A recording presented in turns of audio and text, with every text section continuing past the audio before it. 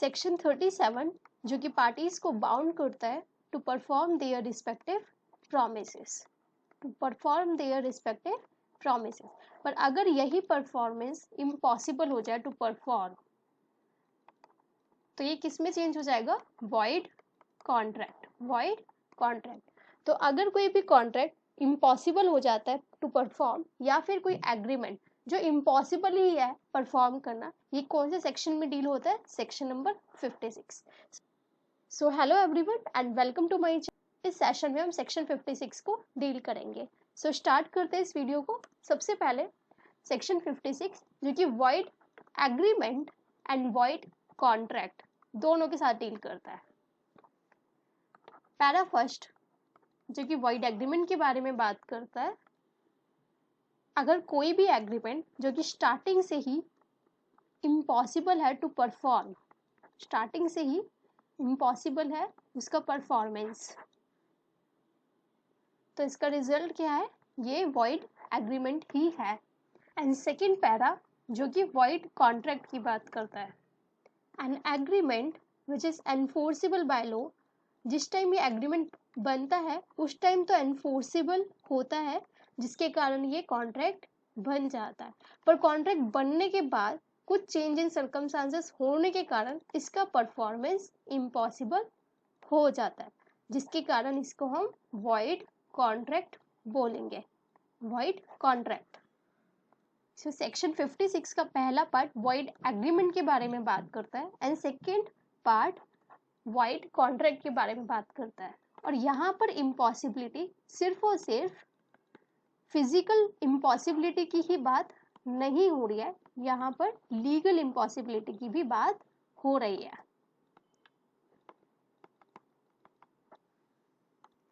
सो legal impossibility को किन किन केसेस पे कन्फर कर सकते हैं? जैसे कि सबसे पहला destruction of subject matter of the contract. अगर किसी कॉन्ट्रैक्ट में सब्जेक्ट मैटर का ही डिस्ट्रक्शन हो गया, जैसे कि एग्जाम्पल ए और बी के बीच में एक कॉन्ट्रैक्ट होता है फ्लैट के लिए, जिसमें डिसाइड होता है कि ए बी को 10 जनवरी को इस फ्लैट का पोजीशन देगा। पर 10 जनवरी से पहले ही अगर वो बिल्डिंग कोलैप्स हो जाती है, अगर वो बिल्डिंग ही गिर जाती है, तो क्या होगा? सब्जेक्ट मैटर का ही, जो इस कॉन्ट्रैक्ट में सब्जेक्ट मैटर था, वही खत्म हो गया। तो इस केस में क्या हुआ? इम्पॉसिबिलिटी के कारण सेक्शन 56 एप्लीकेबल होगा। एंड नेक्स्ट, अगर किसी कॉन्ट्रैक्ट का ऑब्जेक्ट ही फुलफिलमेंट ना हो पाए, ए एंड बी के बीच में सिंगिंग परफॉर्मेंस को लेकर कॉन्ट्रैक्ट होता है, पर बी की तबीयत खराब होने के कारण बी ए के फंक्शन में परफॉर्मेंस नहीं कर पाता, तो इसके कारण क्या होता है कि जो ऑब्जेक्ट है फंक्शन का वो फुलफिल नहीं हो पाता है। तो यहाँ पर भी इम्पॉसिबिलिटी के कारण सेक्शन 56 एप्लीकेबल होगा। Next word, change in circumstances.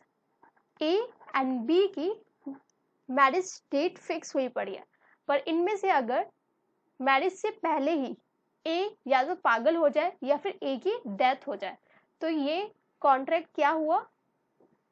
Impossible to perform हो गया। क्यों? क्योंकि सर्कमस्टांसेस इस केस में चेंज हो गए। एंड सेम एज अगर किसी पार्टी की डेथ हो जाती है या इनकैपेसिटी टू परफॉर्मेंस हो जाता है, ए एंड बी के बीच में कॉन्ट्रैक्ट होता है किसी पेंटिंग को लेकर, पर मान लो कि बी की डेथ हो जाती है कि वो पेंटिंग कर ही नहीं पाया, या फिर बी इनकैपेबल हो जाता है कि वो उस पेंटिंग को बना नहीं सकता, तो बी के बिहाफ पे कोई और तो बना नहीं सकता, कोई अदर काम होता तो कोई कर भी सकता था, पर पेंटिंग तो नहीं कर सकता।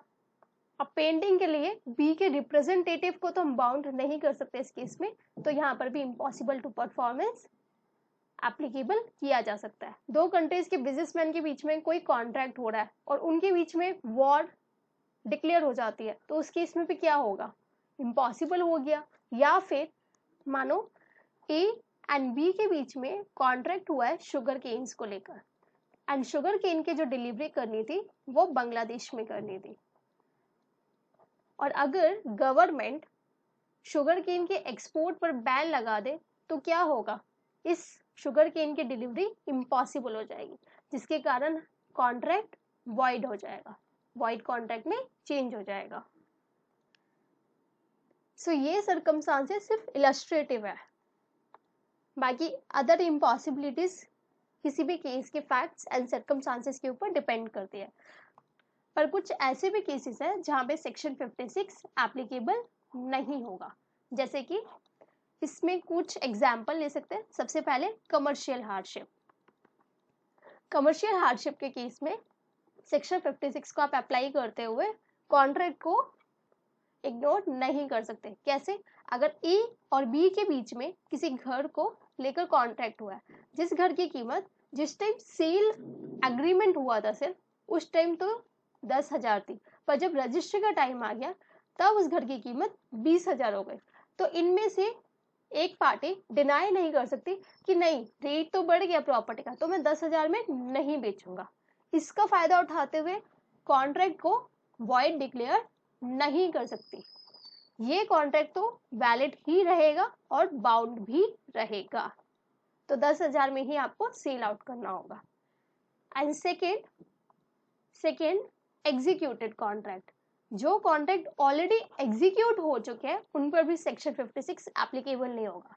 हाँ, पर एग्जीक्यूटरी कॉन्ट्रैक्ट उन पर एप्लीकेबल हो सकता है। एग्जीक्यूटरी जो भी प्रोसीडिंग्स पे चल रही है, जिनका भी परफॉर्मेंस होना है।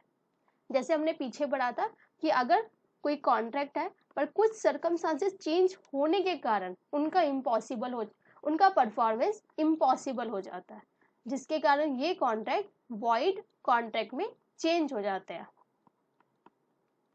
तो यहाँ तो सेक्शन 56 को आप एप्लीकेबल कर सकते हो एग्जीक्यूटरी में, पर जो ऑलरेडी एग्जीक्यूट हो चुके हैं यहाँ पर एप्लीकेबल नहीं कर सकते। And next word, self induced frustration. अगर पार्टी ने खुद ने ही ऐसा कोई एक्ट किया है जिसके कारण उस कॉन्ट्रैक्ट का परफॉर्मेंस इम्पॉसिबल हो गया, तब भी आप सेक्शन 56 का यूज नहीं कर सकते। क्यों? क्योंकि सेक्शन 56 सिर्फ और सिर्फ उन केसेस में एप्लीकेबल होगा जहां पर किसी पार्टी के एक्ट के कारण कोई चीज नहीं हुई है। यहाँ पे सिर्फ और सिर्फ आउट ऑफ कंट्रोल वाली बात हुई है। यहाँ पे सिर्फ वही केसेस एप्लीकेबल होंगे जिसमें पार्टीज का कोई कंट्रोल नहीं था। एंड सेक्शन 56 का थर्ड पार्ट जो कि कंपनसेशन की बात करता है।